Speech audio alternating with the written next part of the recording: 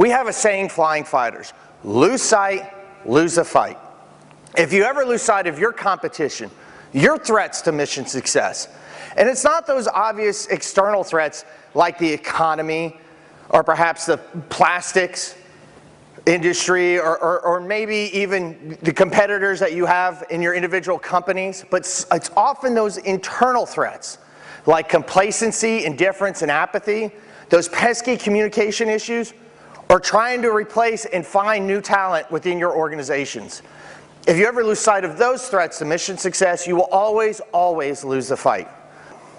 Once we've assembled our planning team, the next thing we do is we determine the mission objective. What's our goal? Now this sounds pretty simple, right? But it's actually one of the hardest parts of the whole planning process. And the reason why is that a mission objective must be clear, talking crystal clear. It must be measurable. It must have specific dates and metrics attached to it. It must be achievable, that is believable to the teams you're giving it to. Anybody ever get something that they're like, yeah, right, we're going to handle that? Where does that go? Circular file, okay? And it must support the future picture of where your organization is headed. So how does that apply to the individuals, the leaders sitting in this room, and the companies that you run each and every day? Well, as an industry, everybody here wants to gain new customers and expand the PM market. That's a great vision, but how are we going to do that within our specific organizations?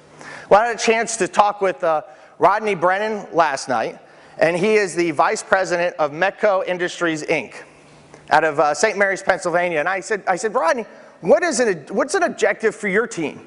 And he said, one of the things that we want to achieve throughout this year, at the end of our fiscal year, is we want to have increased sales 25% by September 30th, 2011. Now, it's clear, that's measurable, it's achievable to his organization, and it definitely supports that future picture of gaining new clients. But will that drive a specific action from his sales team? So we broke that down a little bit further. And what we determined was that they want to sell 150,000 electronic power steering units to GM by July 29th, 2011. Is that clear? I think I saw some vertical head nods. Is it measurable? Absolutely. Is it achievable? It is with his organization, and if you can look at it, it draws a straight line to increasing the overall sales number and gaining those new customers and expanding their market.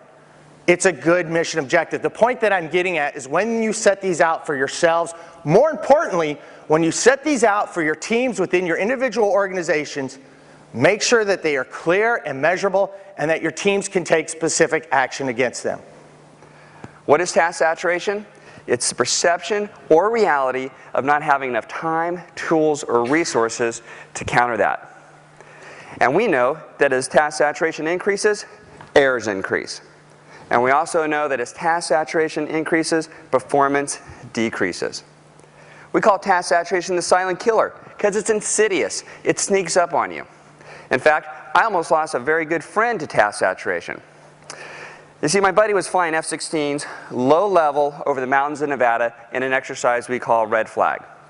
2 F-16s lying abreast, 500 feet off the ground, about 450 miles an hour. And he was doing a great job of flying perfect formation. He was doing a great job of sounding really cool on the radio because that's important.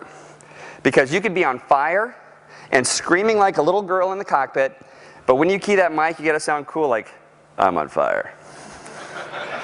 Because it's important to sound cool all the way to impact, right? So he's doing a great job talking on the radio, flying formation. Well, he gets a contact on his radar. So he stops looking outside and comes inside to look at his radar and try to determine if that contact is friend or foe, good or bad.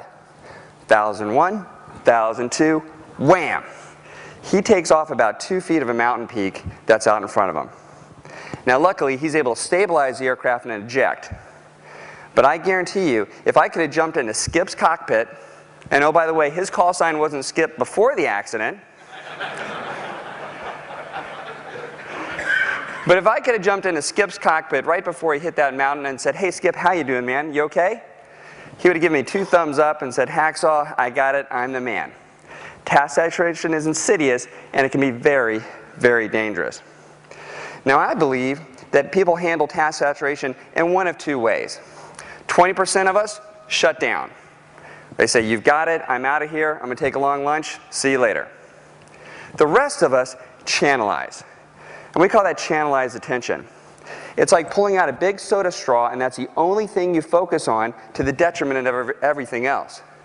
And in my buddy Skip's example, he was focused on the radar, and it almost cost him his life. Now, what about your world? From talking to a couple of people, how can you get task saturated and channelize something in your world? Well, say you're a VP of your organization, and your die setter just quit, and you don't have a replacement from him.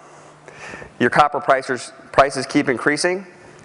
Your CEO just came in and said, hey, I want those third quarter projections today. And oh, by the way, the spouse just called and said, you need to pick up the kids from soccer practice. Sound familiar to anyone?